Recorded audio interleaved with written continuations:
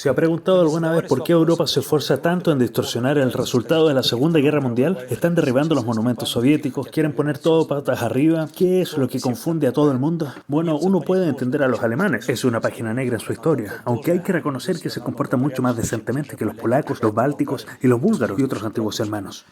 Ahora obtendrá una respuesta a todas estas preguntas y entenderá mucho de lo que está pasando en Ucrania en este momento, un intento furtivo de venganza. No he perdido la cabeza, mira y escucha, números sorprendentes.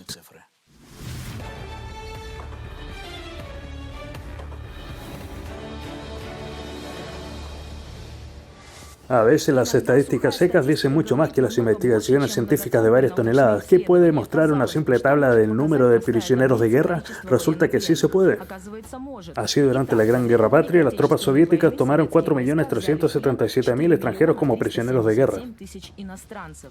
Alemanes, 2.4 millones de personas, austríacos casi 160.000, checos y eslovacos unos 70.000, franceses algo más de 23.000 personas, yugoslavos unos 22.000. Polacos más de 60.000, holandeses unas 5.000 personas, belgas 2.000, luxemburgueses 1.653 personas, españoles 452, daneses 456, noruegos 101 personas, húngaros medio millón de personas, rumanos casi 200.000, italianos unas 150.000 personas, finlandeses 2.377 personas.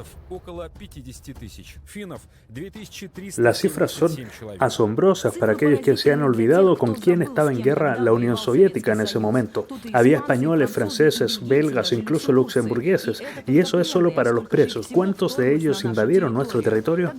Como se dijo en el famoso discurso de Molotov, traición sin declaración de guerra. Recordemos que perdimos 27 millones de personas en esa guerra, y no fueron solo los alemanes los que los mataron. La mayoría de los países europeos estaban dispuestos a participar en una campaña militar contra la Unión Soviética. ¿Por qué? Había una oportunidad de saqueo.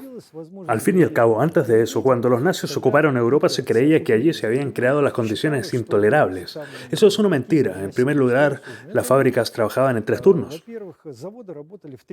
Por orden de la Alemania de Hitler, los campesinos trabajaban día y noche porque sus productos debían ser suministrados al ejército alemán. Casi toda Europa, rápidamente sometida a los fascistas, contribuía diligentemente. Sí, hubo un movimiento de resistencia en Francia, y eso fue probablemente todo. El resto recibía órdenes constantes, ganaba dinero, se ofrecía como voluntario para unirse a la Wehrmacht. Había colas, decidieron participar en el reparto del pastel soviético. Por ejemplo, las SS del Báltico, que estaban en la división, ¿por qué se alistaron voluntariamente? Porque cuando rompamos la Unión Soviética, aquí daremos a cada miembro de esta formación esesiana, letón o estonio, tierra en el territorio de la Unión Soviética. ¿Lo quieren Pskov, Leningrado? Ah, mala tierra ahí. Pues bien, permítanos dárselo en Ucrania y unas 40 hectáreas de golpe. ¿Ellos? Claro que sí. Algunos entraron en el ejército regular alemán de la Wehrmacht. Algunos fueron seleccionados para unirse a la élite de las Waffen-SS que se establecieron en los territorios ocupados entre los voluntarios. Estas divisiones estaban comandadas por alemanes, estaban formados por los peores castigadores y verdugos. El Sonderkommando Arais del 41 al 44 en Letonia mató a más de 46.000 civiles en el bosque de Vikerniki. Otras 28.000 personas fueron fusiladas, cientos de niños fueron asesinados en el bosque de Rúmbula, saqueado en el territorio ruso. Hace poco se inauguró un monumento en Yestiana Gorka, es la región de Novgorod. Había una especie de campo punitivo allí. Los castigadores que llevaron a cabo directamente las matanzas eran en su mayoría letones. En el proyecto de la agencia federal Rosarchiv, sin plazo de prescripción, para los nazis y sus colaboradores encontramos documentos que datan de noviembre de 1947. Describen lo que los alemanes junto con letones hicieron a la población civil. Al menos 2.600 cadáveres de ciudadanos soviéticos asesinados por los nazis entre 1942 y 1943 fueron enterrados en los agujeros de las tumbas cerca del pueblo de Yestiana Gorka. La muerte fue violenta y se produjo a raíz de las lesiones sufridas, heridas penetrantes de bala en la cabeza, en el cuello y en el pecho, y en la cabeza con objetos pasados contundentes. Se encontraron los cuerpos de hombres de entre 14 y 55 años y los de mujeres entre 18 58 y 60, 65 años. El nacionalismo absolutamente salvaje, el nacionalismo animal brutal, lo llevamos en la sangre, por desgracia.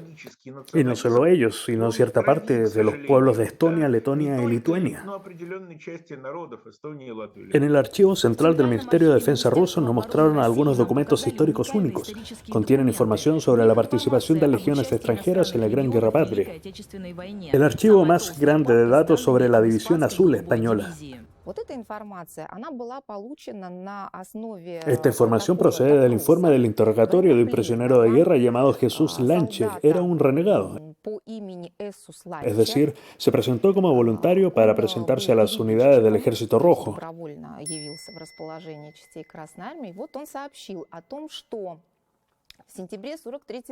Me enviaron a Rusia para reforzar la 250 División Española con un batallón de marcha de hasta 100 hombres.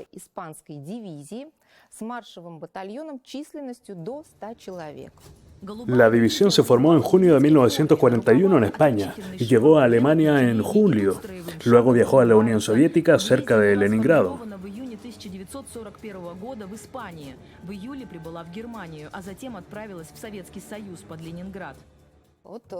Aquí está el formulario de la división holandesa de la SS. Estaba formado principalmente por alemanes, pero también había holandeses.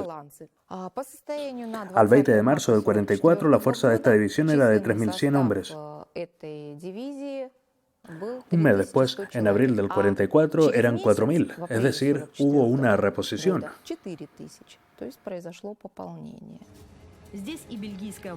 Está la Valonia belga, la Galicia ucraniana y la división del SS Carlomagno francesa.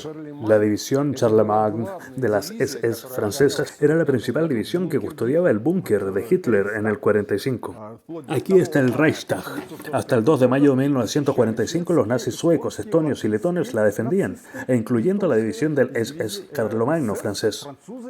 Los holandeses y los franceses eran bestias lejanas, pero también nuestros vecinos estaban. Los archivos estatales de historia social y política nos informaron de lo desenfrenados que estaban los nacionalistas ucranianos en el 43.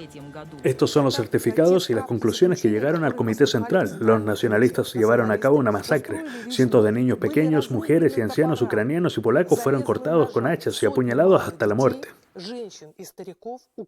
El Servicio de Contrainteligencia Nacionalista Ucraniano-Alemán, conocido como Servicio de Seguridad del SB, estaba especialmente frenético. Asesinaron al conductor del tractor y a su esposa.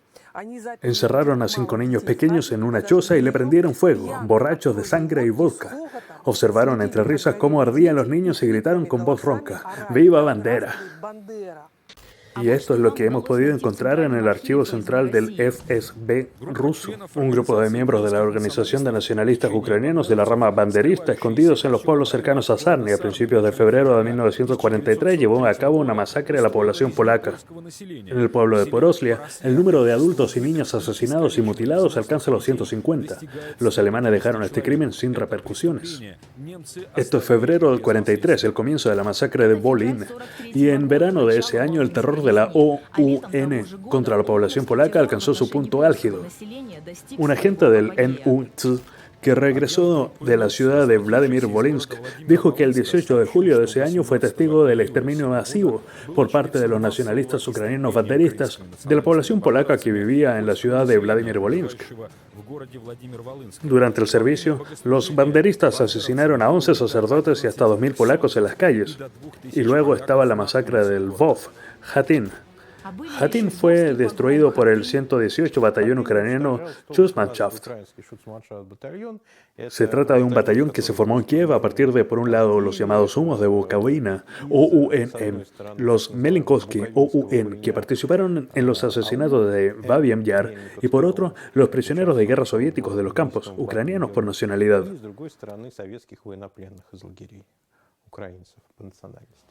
Cortaron, rasgaron, quemaron, especialmente intimidaron a los niños. Detrás de cada figura hay gritos, dolores y el silencio de las fosas comunes. Todos los países europeos participaron en la Segunda Guerra Mundial de diferentes maneras. Algunos exterminaron directamente, otros ayudaron como pudieron. Si hablamos de Francia, las fábricas de Renault produjeron motores y camiones para el ejército alemán hasta el 44, es decir, antes del desembarco aliado en Normandía. Ford. Si toma a Holanda, la empresa Fokker produjo aviones para la Alemania de Hitler prácticamente durante toda la guerra. Entonces, la República Checa, ¿qué le dio a Alemania? Motores, ametralladoras, cañones de artillería, armas pesadas y proyectiles. Todos eran suministros checos contra la Unión Soviética y había voluntarios que también formaban parte de la Wehrmacht. Y por supuesto, cuando la Unión Soviética derrotó a la Alemania de Hitler, liberando efectivamente a los pueblos de Europa de la peste, los políticos derrotados no perdonaron a la Unión Soviética.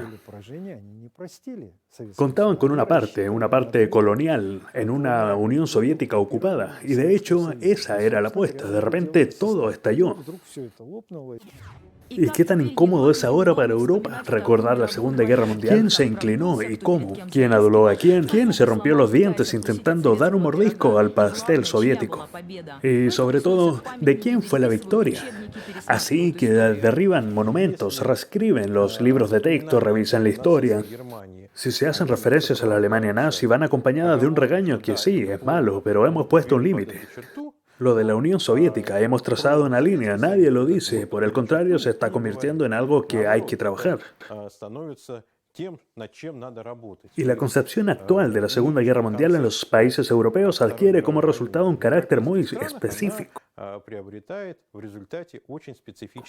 Dirigido contra Rusia, dirigido contra la Unión Soviética, tan revanchista. Sí, hubo un holocausto, pero ¿de qué hay que hablar todo el tiempo? La línea fue trazada, los judíos fueron pagados, los colaboradores y las legiones de la SS exterminaron a millones de civiles, pero se vieron obligados a hacerlo. No son verdugos, son víctimas. Rusia, en cambio, es el enemigo para siempre, tenemos que detenerla. Y todo es lo mismo, suministros de armas, entrenamientos mercenarios, ¿le suena?